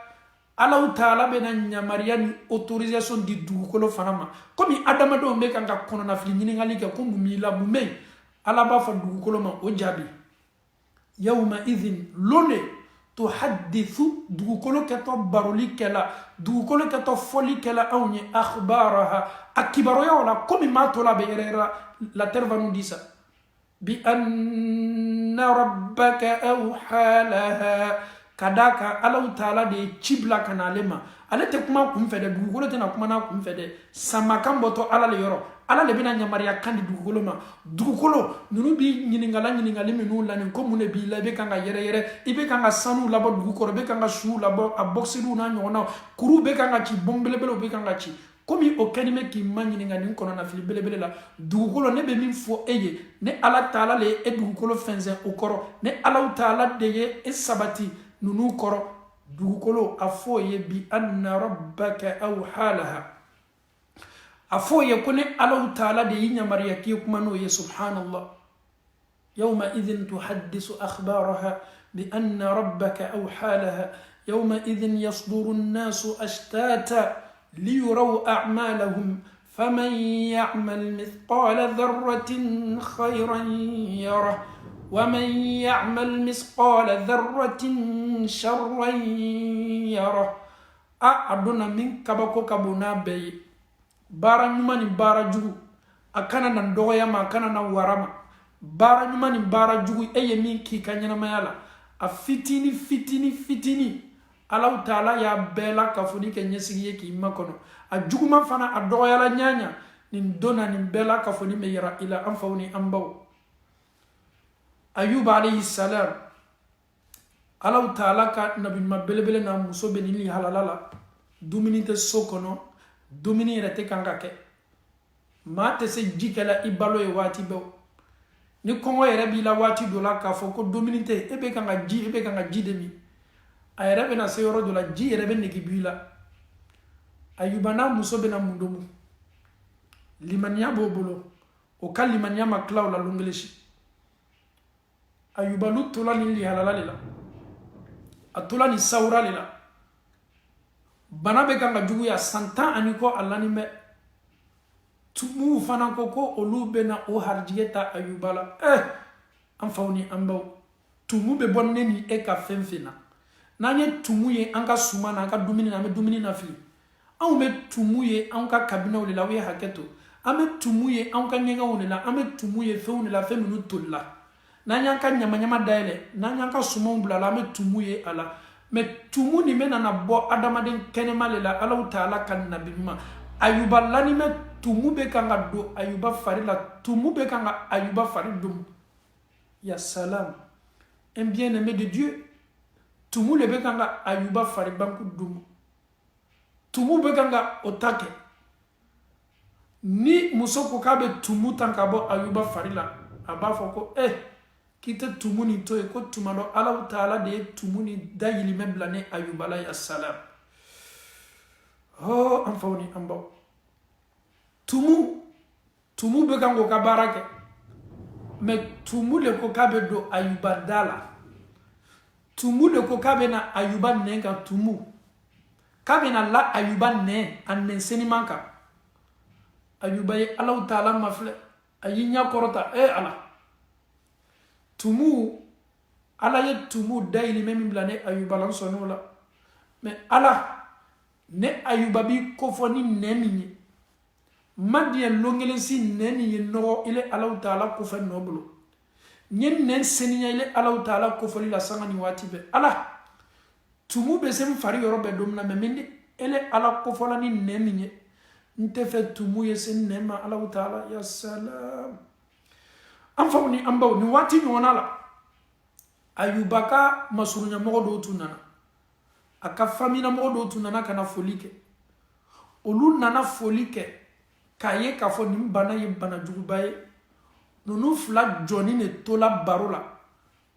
obeka nga baro Ayuba lani me aka bana la fenka nunu fla ko nyoma adola kelen ko ni ndo e jangata baye ko Ayuba yo ko jugu manke alala ni alaye ni jangata laburi akaya salam Ayuba tolo dola ni kumankana Ayuba ye munke alala bana aye mun toroya le la se alama aye ala soso manke aye ala kota manke ni toroya nyona selama Ayuba lani me aka bana la fenka atolo dola ni chefla kumankana ya salam est une punition ou bien une expiation du péché. Ils disent que peut-être Ayub a fait quelque chose de grave, raison pour laquelle Allah subhanahu wa ta'ala Allah kan une punition belebele labori aka amfawni ambaw limaniya min babolo santani ko la jarabili min lanimaka meni kuma ye Ayuba toro muna aw be sa fola chodi ko ne ka Allah Ta'ala le kota ne ala soso bara de ke ne ye julumu ko bado le ke o de yato ala kanime kan labori ne ka ni mo kede au cosson, tu peux être contaminé par cette maladie directement comme indirectement. Tu peux être contaminé par le sida directement comme indirectement. Tu peux avoir aussi cette maladie qui est le cancer. Ça peut être héréditaire aussi. Tu peux avoir cette maladie de diabète. Ça peut être aussi héréditaire. Mais ni bana chama mese nyashina neni ema fo anya doni ka fo ko bana do yena kana adama den soro kuna mboyate amake ko mi kabo alaye amake ko mi yedulumu ko de ke ele yere kanime ka suselu ke isan chama na ete be suseli kala dente nana ite ka den soro ele buro kota kala ko beku e ko ni male mane barawa ko ni male mane dangawa ni kuma su nyona be yi hakili be se ni be ma kelingele ayuba koko ala ay Allah ta'ala wole lila wallahi anya duwa foni kleflanina bismillahi alladhi la yadurru ma'a ismihi shay'un fil ardi wala fis sama wa huwa as-sami'ul alim pour que quand anya rasu taraka bobana belebele minna ni meni alaye an sutaraka bo atoroya na kololoma kadaka Allah ta'ala de duwa jabi mansay ayra ku kanya wole duwa fana anya ni bela ka foni fo اللهم إني أعوذ بك من البرص والجنون والجذام ومن سيء الأسقام أنا ندعو كلنا نبيك لنا اللهم إني أعوذ بك من جهد البلاء ودرك الشقاء وسوء القضاء وشماتة الأعضاء أنا ندعو بلا كفنكر حسبنا الله ونعم الوكيل حسبنا الله ونعم الوكيل nime fole alaye an sutaraka an tanga kaboni fitna bema mais ayuba lanime aklo dolani kumakana ayuba bena Allah ta'ala woli anye aka wolili mafle ako waskuru abadana ayub alako muhammadu sallallahu alaihi wasallam nyefe ye mawbaru nyefe ye kofali ke abadana ne Allah ta'ala ka jonte belebele la nye fenyen ka jonte belebele kofo mawye ayuba kofo mawye iznada rabba tumana mina ay Allah ta'ala wole ka lanin to banal la fenka ne qur'ana aya le de akoni ala anni massani ash-shaytanu bi nusbin wa adhab ala mayro minabbi ne yenni yoro basoro ka bo shaytana yoro toroyanina ayara koko ala mi dali inni massani ad-durr wa anta arhamur rahimin ako ala ne ayuba inni massani ad-durr tunya na toroya barasemma ele Allah ta'ala le hinanto ka hinante mansay mude benana ayuba délivrer 666 duawudo donc l'invocation abeneni au matanga ka bo bana bela ka fonina min cheka dugu slamaw an slamaw kana na bo réseaux sociaux kan ka kuma u fo mi me anka dina manoro mi me anka dina bla kuma surula un imam ne doit jamais dire que j'ai le médicament de corona. Un imam, qu'est-ce que nous devons dire? Nous nous focalisons, nous nous donnons à Allah subhanahu wa ta'ala avec des doigts pour que Dieu nous protège contre cette maladie. Et nous sommes sûrs et certains, avec ces invocations-là, nous sommes à l'abri. Mais qui est Corona fra bembolo, ni kanikete avec Corona fra soro. Arrêtons de jouer avec l'islam. Dina mime ambolo, haklinata dina te, maka dina te, dina nimbola Allah ta'ala yoroli kanadi ama. Name kuma nislama uye, anye an kuma ka unseninya. Anye fara yere lakali ni yere lancer la.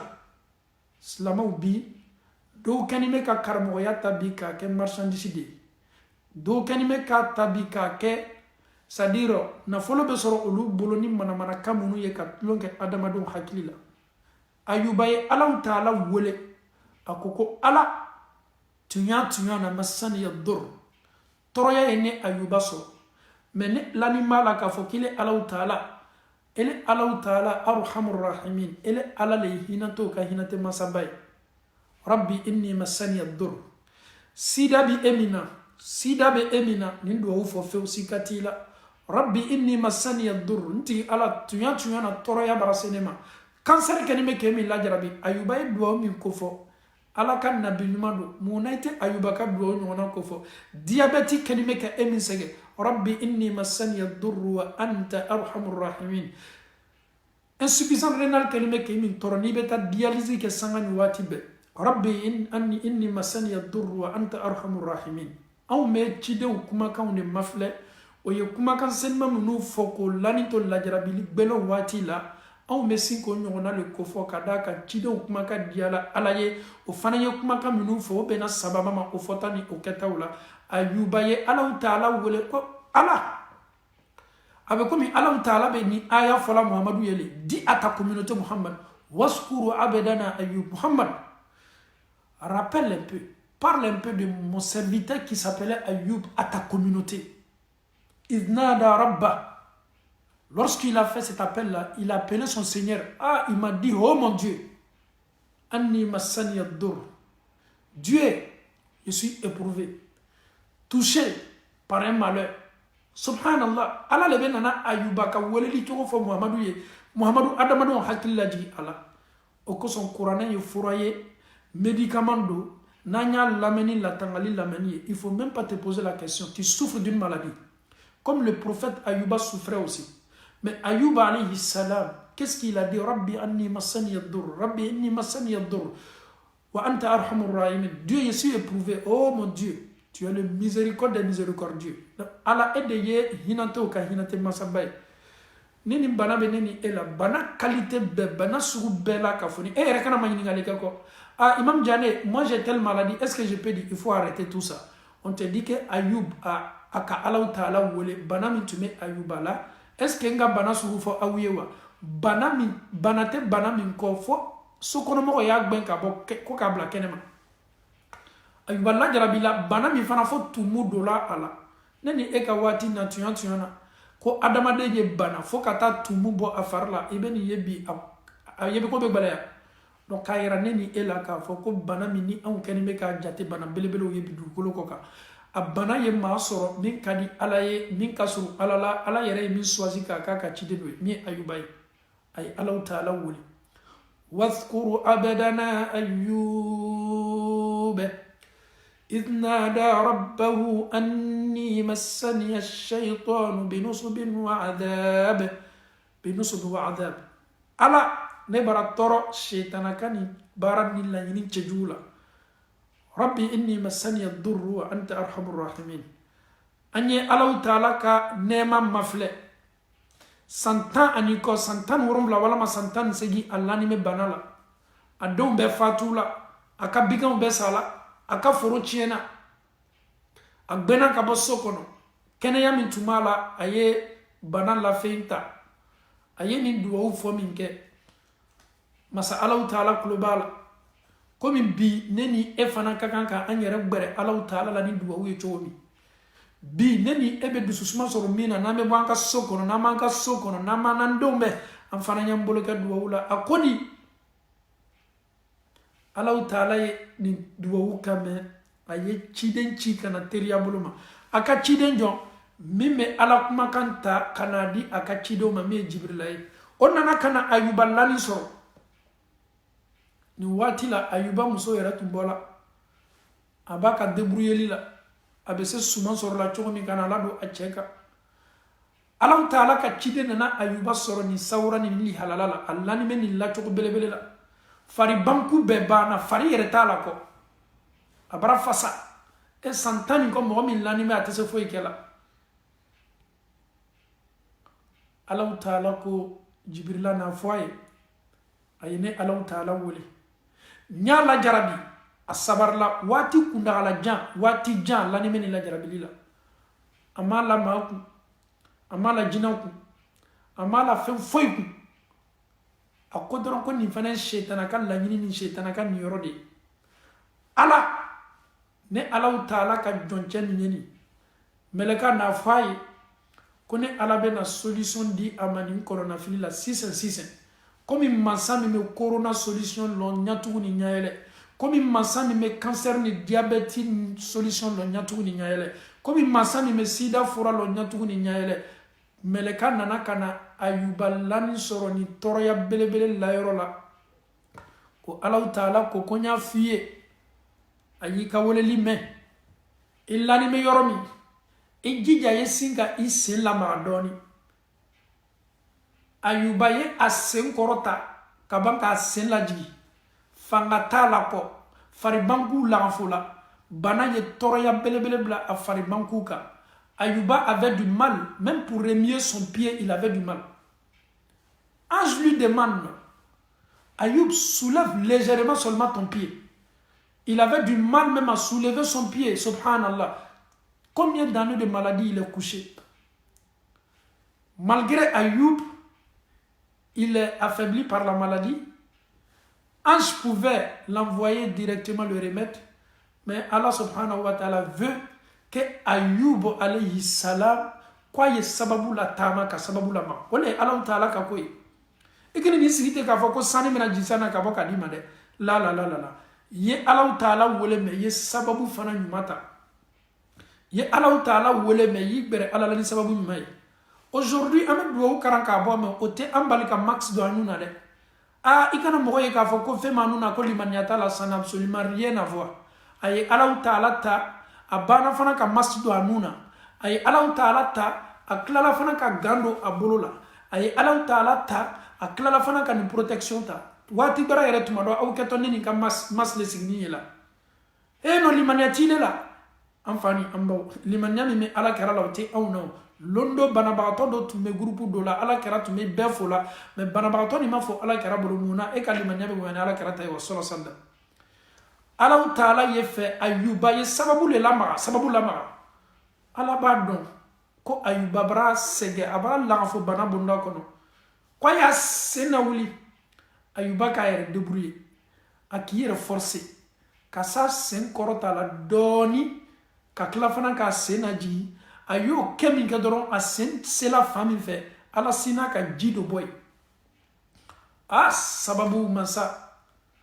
min tɛ kɔnɔna fili mansa min tɛ jɔrɔ mansa min tɛ a yɛrɛ kun jaraki n'a ye ko min kɛ munna ka nin kɛ o tɛ mansa min donni na Ayuba y'a sen kɔrɔta min kɛ dɔɔni Alahu Taala ye ji bɔ Ayuba sen kɔrɔ ji min bɔra Ayuba sen kɔrɔ ji sela fari parti fɔlɔ min ma fɔlɔ kɛnɛya nana Allah Ta'ala ko kwa ye jita kamu a yɛrɛ ma a ye ji min Ayuba ka nin kɛ min kɛ i bi kali k'a fɔ ko san 18 san 17 bana min laburula kan ko Ayuba ma segoni kɛ bana la Allah Ta'ala ye a fari lasigi a ma Allah Ta'ala ye a fari banku lasigi a ma Allah Ta'ala ye kɛnɛya di Ayuba ma i bi kali k'a fɔ ko Ayuba tile kelen ma deli ka bana fɔlɔ en un clin d'œil, oui. Combien de temps? Non, c'est ma place à la et Fromada m'a traité maman kabolo la. Ayuba m'a rien fait mes traitements. Mais comment est-ce que ça peut se passer? Quelqu'un qui est malade, il a fait combien d'années il est couché ici? Ça ne va même pas. Tout d'un coup, comme ça, il peut retrouver la santé. Certes, Ayuba ka kenya soro segoni barale la. A sen la mara min kala jimi bola koro. Allah Ta'ala ka forole ala ami dali e Allah Ta'ala mi jibo Ayuba sen koro ka ke furai Ayuba ma ala ni korona fili jangoro mi ni atoni me dunya kan bi minu ko yere ma ko puissance o kanya ni me o desani ma fora soro la ala ami dali ni basi ma di dunya ma bi kenaya di bela ka foni ma ala mi dali yo no ya anye ala mo kela aw mardo aw danimile Allah Ta'ala la ye Ayuba la jarabi santa ani ko ka kan limaniya mafle ye Ayuba soro sobari jon chema ye Ayuba soro ma mununu chema ye Ayuba soro atolele Allah Ta'ala ko ama farifa ama décourager ala ye fura min di Ayuba ma ele Allah Ta'ala le fura keli masai ala amile Allah Ta'ala dali on danimile ala ka kelenya ni ka funseri yala o koson on me anyere chejanya ka bo flanga fola o koson on te flanga file Allah Ta'ala ma anye julumun tode tumaro an kawali do la flanga fo ya bala ka soro anta kalama ala flanga fo ya misikala zarati ma foni boloma kawali boloma ala ye anw ka baara senya ka bɔ a bɛɛ ma anw b'a dɔn k'a fɔ ko baara minnu ka bɔ ile alaw taala dugukolo kɔ kan kɛwale minnu ni ele ala tɛ yafa ma o de ye filankafoya ye ala anw mile alaw taala dali kolonfilila minnu bɛ an cɛ ma jotigi minnu bɛ an cɛ ma bɛrɛlala minnu bɛ an cɛ ma maa minnu bɛ filɛli kɛ ji la mori minnu kɛlen bɛ k'o yɛrɛ kɛ ala ye dugukolo kɔ kan ala n'i ye ninnu mafilɛ ala wallahi i ka hinɛ foyi tɛna laborila anw kan ala ninnu kɛlen bɛ k'ile ala kota ni bɔlaw bɛ dugukolo kɔ kan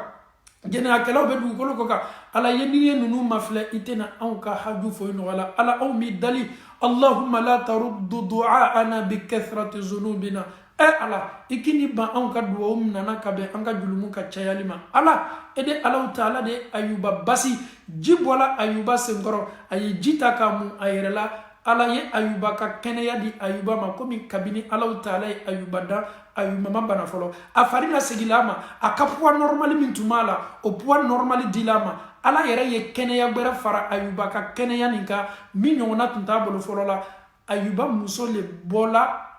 a don min kɛla so kɔnɔ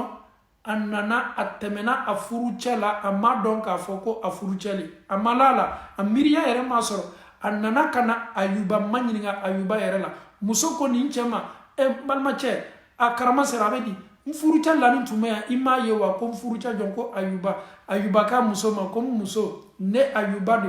muso ko ayuba o bɛ se kɛla cogo di san 10 nin kɔ i lani bɛ bana na i tɛ se sigi la kuma tɛ ko k'i lɔ ele se la di k'i sigi kuma tɛ ko k'i lɔ e fari bɛɛ sigini ma cogo di kɛnɛya dila e ma cogo di ayuba k'a muso ma ko nin bɛɛ ye alaw taala ka latigɛ de ye masa alaw taala min tun ye nasuma kan lajarabi kan teste a y'a ye k'a fɔ ko n sabarila lajarabili kɔrɔ n sabarila nin tɔɔrɔya kɔrɔ ma filan ka fɔ ale alaw taala ma ma ko la adamaden kun ma ko la wɔkulɔ kun ma fɔ ko maa le ye n baara walama maa le ye dabari kɛ n na n ko le ko ala n sabarila alaw taala kɔrɔ alaw taala fana ye ne la sawa ni kɛnɛya ye ayuba muso jɔnni bɛ a kɛlen bɛ ka a cɛ mafilɛ a kɛlen bɛ ka a cɛ mafilɛ ni mafilɛli ye a bɛ komi i y'a fɔ ko alaw taala ye ayuba kura dɔ le lana a ɲɛkɔrɔ min ni ayuba fɔlɔma tɛ kelen ye k'a sɔrɔ ale ayuba kelen pe de cɔ alayhi salam k'a sɔrɔ ale jigiba kelen pe de cɔ an ka mɔgɔw ko ko jigiba dɔw ko ko jiba bɛɛ b'i ta fɔ la jigiba wa nin bɛɛ ye ayuba tɔgɔw de ye komi anw ye n kow ye sa tɔgɔ bɛ na ɲaɲa an caman bɛ a fɔ an ka fɔɲa la n'o tɛ ni ka jigiba tɔgɔ jigiba ye jigiba ye dugukolo kɔ kan n kow fɛ ye manden a jigiba tɔgɔ bɛɛ la k'a fɔ ni tɔgɔ surusu ta la ka bɔ ayuba le la an faw ni an baw aw ye alaw taala ka jɔncɛ belebele mafilɛ a ye kɛnɛya sɔrɔ segɔni ni waati la a ma kɛnɛya ma kɛ lɛriko ye a ma kɛ teleko ye a ma kɛ kaloko ye walama san a ye san yirika kɛ bana la mais alaw taala ye kɛnɛya di a ma segɔni ni segɔni an faw ni an baw masa min b'o kɛ ne ni e dannen bɛ masaw de la o masa bɛ se dɛsɛla kojuman na anw ka kɛwale la dugukolo kɔ kan o masa bɛ se kaɲana kojuman na ne ni e ka ko la o masa bɛ se balila cogo di a ko e tun tɛ den sɔrɔ musow kɛ ma o masa alaw taala bɛ se den dila e ma o masa ala ye bana belebele dɔ labori e kan ni dɔgɔtɔrɔ ko k'i ni b'a da fɛ masa ala bɛ kɛnɛya di i ma n'a ka diɲɛ ye an faw ni an baw an kana jigila tigɛ an kana jigila misaya alaw taala ye ayuba kɛ kuru belebele sabari la alaw taala ye ayuba kɛ sabari jɔ belebele ye dunuya n'a kɔnɔfɛnw bɛɛ ma i sigini b'i ka salon na n'i ka chambre la i bɛ jamana min na a dɔn k'a fɔ ko n'a laborotɔ jɔn ka dugukolo kɔ kan a ɲɔgɔnna laborila maaw kan minnu ka di ala ye minnu ka fisa ka tɛmɛ ne ni e kan minnu yɛrɛ ka surun alaw taala la ka tɛmɛ ne ni e kan mais ninnu ye ni lajarabili kunbɛn ni mun ye o y'a lajarabili kunbɛn ni sabari ko ɲuman de ye ala yɛrɛ fana ye ayuba ka sabari tanu alaw taala ko ne alaw taala ka jɔn ayuba n y'a sɔrɔ sabarilaw cɛma yɛrɛlasegila le alabatola ɲuman don ala ye ayuba tanu an faw ni an baw n'an bɛ sabari kisa kofɔ sanga ni waati bɛɛ n'i bi i silama ɲɔgɔn ma sabari lajarabili gwɛlɛ minnu laboroni mɛ an ni ɲɔgɔn kan bi o de ye bi korona ye nin korona an silamaw ye dɔ fara an ka patience ni sabari kan ka to alaw taala kɔ ka alaw taala wele ka alaw taala bato an kana jigila tigɛ an kana jigila misɛnya tuma dɔ nin bana n'a ye maa min sɔrɔ an cɛ ma a bɛ se kɛla ne ye komi a bɛ se kɛla e ye kunnanboya tɛ a dɔw bɛ kɛ jurumo yafa ye ne ni e ma malgré an bɛ kan ka ala kofɔ kɛ ka duwawu kɛ a bɛ se ne ni e sɔrɔla o bɛɛ n'a ta mais an y'a dɔn k'a fɔ ko alaw taala ni ko n'a ye jɔn lasɔrɔ dugukolo kɔ kan an y'a dɔn k'a fɔ ko fosi tun tɛ se balilaw ma ko n'a min sɔrɔ dugukolo kɔ kan ala yɛrɛ le kitila la k'o tɛ nin sɔrɔ la ni alaw taala ye décision ta i ka kiya i ka nalumaya i ka nafolotigiya i ka cɛfariya ni ala ye décision min ta i ka cɛfariya tɛ si balla o décision ma ko bɛɛ bɛ laban ala ta de ma minha khalaqnakum wa fiha nu'idukum wa minha nukhrijukum taratan ukhra inna lillahi wa inna ilayhi raji'un anw ye ala taala ta de ye anw bɛɛ bɛ segin ka taa ala taala de ma ala yɛrɛ fana ko anw ma a ye anw dan k'an bɛn baara min ma o de ye bato ye ala ta le an bɛ ala ka jɔnya de la an ye to ala taala ka lajarabili kɔrɔ k'a kunbɛn ni sabari ye ani duwawu ani dususuma an bɛ ala taala dali dususuma ko di an bɛɛ ma ala taala bolo ala m'o kɛla ni waati ɲɔgɔnna la an caman bɛ bɔ ne kɔnɔ mais an ye ala kofɔli la caya an ye ala kofɔli la caya an ye zikuru la caya an ye lamɛnniw la caya ni ala taala sɔnna tuma dɔ nin bana bɛ kɛ sababu ye ka dɔw ka limaniyaw jidi ka dɔ fara dɔw ka ala ko kan ka dɔ fara dɔw yɛrɛ b'i bɛrɛ ala taala la tout ce que Dieu fait est bon peut-être tu étais éloigné de ton Seigneur avec l'épreuve que Allah subhanahu wa taala épreuve min bɛ dugukolo kan ka bin peut-être a bɛ se kɛra sababu ye e yɛrɛ bɛ nin sɔrɔ mɔgɔ dɔw bɛ yen olu ka sababu bɛ bɔ ko dɔw de la olu ka sutarata olu ka limaniya a bɛ bɔ ko dɔw de la an bɛ ala taala dali nin bana k'a kɛ lajarabili ye lajarabili min bɛ limaniya di an bɛɛ ma nin bana ni ala taala ye a segi ka bɔ an ka limaniya min tun tɛ an bolo ala ma limaniyaw dila an bɛɛ ma ala kana to an ka limaniya ye bɔ an bolo ala ma limaniya sabati la an faw ni an baw an y'an dusu suma an y'an ka dumuniw kɛ an y'an tawakali ala la minnu ɲinina an fɛ ko an y'an mabɔ o la foliba an ye an cɛ janya ka bɔ o la n'an bɛ bɔ n'a fɔra ko ka fɛn don an nun na baasi foyi t'a la an ye sababu ta ka sababu lataama o de ka ɲi an ye duwawu kalan n'an bɛ bɔ an ka so kɔnɔ bisimilahi tawakkaltu ala allah wala hawla wala quwwata illa billah bisimilahi an bɛ nin bɔnin ka ni ala taala tɔgɔ ye tawakkaltu ala allah mara n yɛrɛ sɛnɛ ala taala la wala hawla wala quwwata illa billah cogoya tɛ yen fanga tɛ yen ko bɛɛ ye ala taala ta de ye an ye duwawu kɛ an dalabaro ye an dalakumaw ye sanga ni waati bɛɛ la ka fɔ ni sika t'a la dɔnsenimaw muminu kumakan senima minnu bɔtɔ aw da ala taala tulo bɛ aw la a kɛlen bɛ ka aw fɔtaw ni aw kɛtaw ye sika t'a la ne ni e bɛ sutara belebele bonda kɔnɔ ala ma an sutarala ala ma duniya sutarala ka bɔ nin bana ma ala ma silama kelen kelenna bɛɛ sutarala ala ma an ka misiriw dala kala teriya bolo ma an bɛ ala taala dali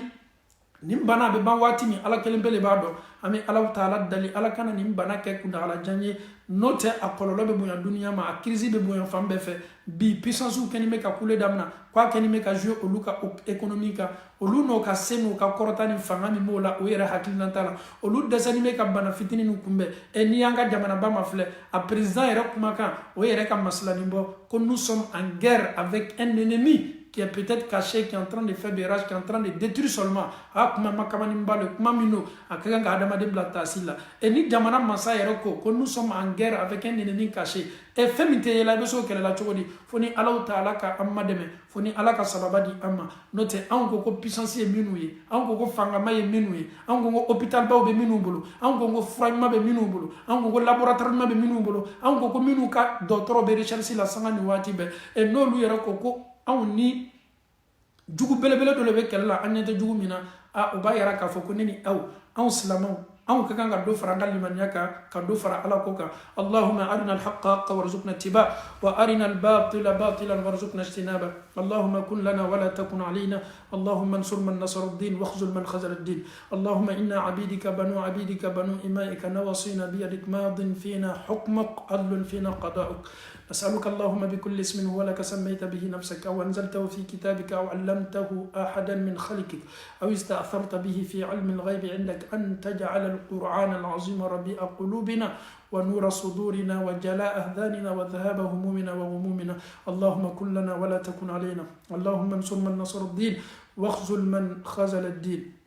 اللهم لا تدع لنا في مقامنا هذا ذنبا إلا غفرته ولا هما إلا فرجته ولا كربا إلا نفسته ولا عسيرا إلا يسرته ولا ضالا إلا هديته ولا مريضا إلا شفيته ولا مريضا إلا شفيته ولا مريضا إلا شفيته ولا مريضا إلا شفيته ولا ميتا إلا رحمته ولا ميتا إلا رحمته ولا ميتا إلا رحمته ولا حاجة من حوائج الدنيا والآخرة هي لك رضا ولنا فيها صلاة إلا أعنتنا على قضائها ويسرتها برحمتك يا أرحم الراحمين اللهم اغفر لجميع أموات المسلمين والمسلمات الذين شهدوا لك بالوحدانية ولنبيك برسالة وماتوا على ذلك. اللهم اغفر لهم وارحمهم وعافيهم واعف عنهم. اللهم اكرم نزلهم. اللهم وسع مدخلهم. اللهم اغسلهم بالماء والثلج والبرد. اللهم نقهم من الذنوب كما ينقى الثوب الأبيض من الدنس. اللهم ابدل لهم دارا خيرا من دارهم وأهلا خيرا من أهلهم. اللهم من أحييته منا فأحييه على الإسلام ومن توفيته منا فتوفاه على الإيمان برحمتك يا أرحم الراحمين. لا إله إلا أنت سبحانك إنا كنا من الظالمين. ربنا ظلمنا أنفسنا وإن لم تغفر لنا وترحمنا لنكونن من الخاسرين برحمتك يا أرحم الراحمين. اللهم أنت الله أحد صمد فرد لم يلد ولم يولد ولم يكن له كفوا أحد. اللهم آت نفوسنا تقواها وهداها وزكيها أنت خير من زكاها أنت وليها ومولاها. إن الله وملائكته يصلون على النبي يا أيها الذين آمنوا صلوا عليه وسلموا تسليما. اللهم صل على محمد وعلى آل محمد كما صليت على إبراهيم وعلى آل إبراهيم في العالمين إنك حميد مجيد. اللهم بارك على محمد وعلى آل محمد كما باركت على إبراهيم وعلى آل إبراهيم في العالمين إنك حميد مجيد. السلام عليكم ورحمة الله وبركاته.